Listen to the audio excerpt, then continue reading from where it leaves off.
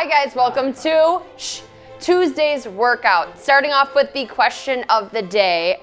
I always feel like we're tricking people with these questions. What is your favorite kind of donut? It's a Kyle question, duh. It's definitely a Kyle donut. I don't eat donuts, so trick question, but if I did, they would have jelly filling in them with powdered sugar. I don't really like donuts. Chocolate chip muffins.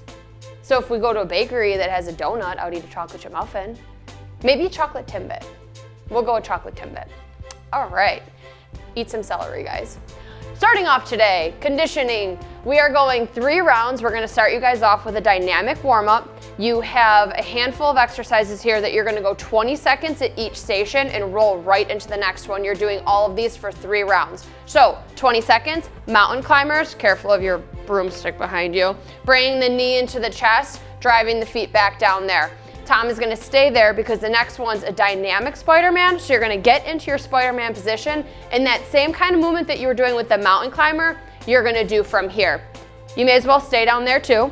The next one is going to be a plank with a shoulder tap for 30 seconds. So high plank, nice and tight belly and back, keeping the glutes down, going 20 seconds here. This next one you can stand up for, jumping jacks for 20 seconds. So both feet out, both arms in, coming back in. If you have any lower body injuries, you can just go ahead and take a step out on each side, just losing that kind of dynamic portion of it. And then the last one you have is air squats. Keeping that chest up nice and tall. Coach Tom is keeping his hands up to try and keep his chest up, getting that butt nice and low. So once you get through 3 rounds of all of those, you can go ahead and move into your skill portion for today. If you have a PVC pipe, kettlebell, or a dumbbell, you guys are gonna be working on snatch technique and back squatting. If you don't have equipment, we have a little bit of a circuit for you guys instead. So for those that do have equipment, we'll address you guys first. 5 to 6 rounds starting off, you guys are gonna go pocket snatches. So bringing over that barbell. Is that the girls' bar? So pocket snatch, you're gonna go nice and wide. Coach Tom's nice and tall. This is gonna start right in your hip crease. When you start a pocket snatch, notice he bent his knees and put his butt back slightly, but the bar is still right by his pockets. That's why they call it a pocket snatch. You have to shrug up nice and hard for this and get underneath it as quick as possible. If you're okay catching in a squat snatch, try and stay with those. If for some reason lacking mobility, you can go ahead and work on the power pocket snatch. Either which way is fine. Purpose of the drill is trying to get underneath it a little bit quicker. So you're gonna go 3 pocket snatches like that. Keep them light. Once again, it's meant to get underneath it quick, not really how heavy you can go with these. If you do not have a bar, kettlebell or dumbbell, you're gonna go from that hang position, so right in the middle of the legs, and go ahead and catch a power snatch here. Make sure you're standing up at the top. You're gonna go 3 each side here. And then when you're done, you can go ahead and grab a PVC pipe if you have it, a broomstick if you have it, anything that is a stick, and we're gonna work on your mobility for your overhead squat snatch position.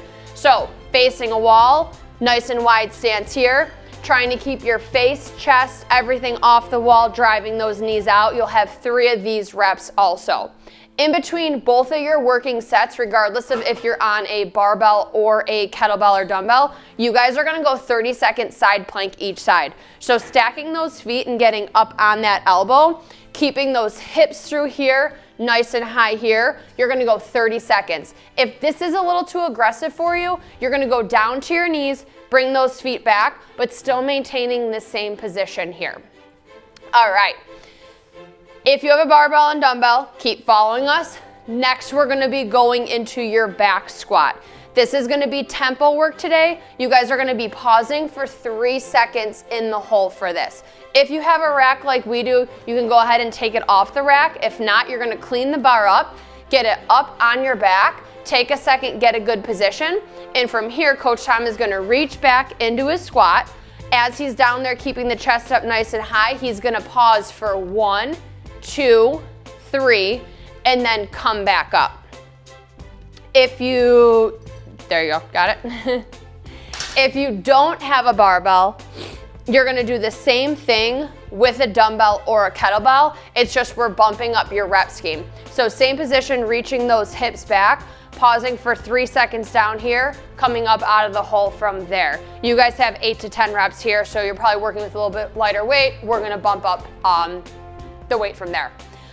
If you do not have any equipment at all, you guys are gonna go 5 to 6 rounds of 3 exercises on a 30-second clock.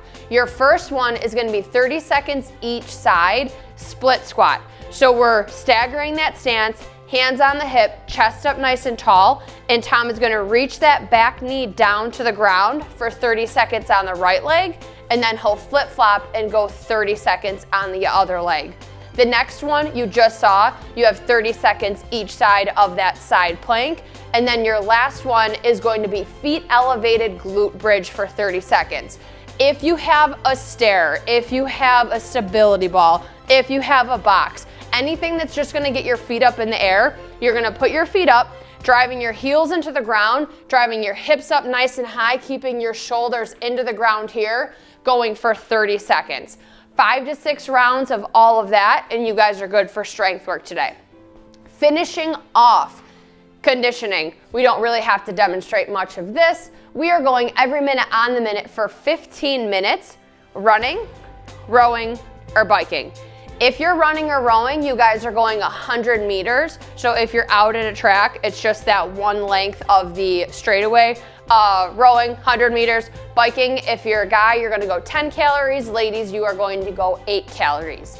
To hit this workout effectively, we want you guys sprinting it. If it takes you 30, 40, 45 seconds to hit the 100, you're gonna hit the 15-minute mark, and you're actually not gonna feel like you got that great of a workout because you went at a very slow tempoed pace.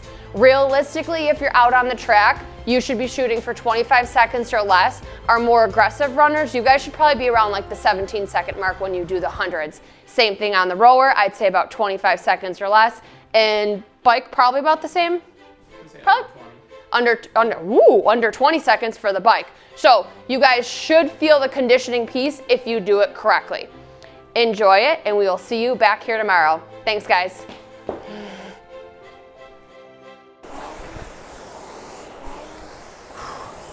Hey guys, if you found the video helpful, give it a like, leave us some comments below. Don't forget to subscribe to our page for more awesome videos, and then turn that bell on for notifications every time new videos come out.